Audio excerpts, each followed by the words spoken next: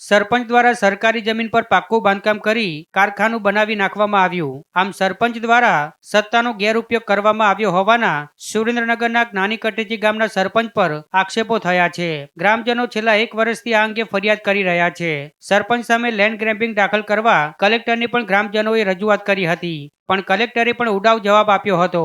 ત્યારે સરપંચ વિરુદ્ધ કોઈ કાર્યવાહી ન કરવામાં આવતા ગ્રામજનોમાં રોષ ભભૂકી ઉઠ્યો છે અને તાત્કાલિક કાર્યવાહી કરવા અને પાકા દબાણો તોડી પાડવા માંગ કરી રહ્યા છે।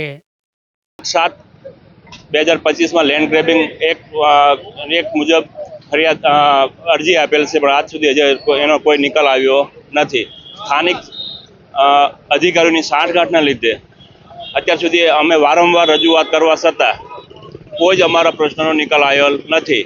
કાલ સવારે નાના માણસો દ્વારા અમારે કાયદો વ્યવસ્થાની પરિસ્થિતિ બગડે એવું અમને દેખાઈ આવ્યું છે। કદાચ મારા ઉપર કે મારા પરિવાર ઉપર જાનનું જોખમ રહેલું છે।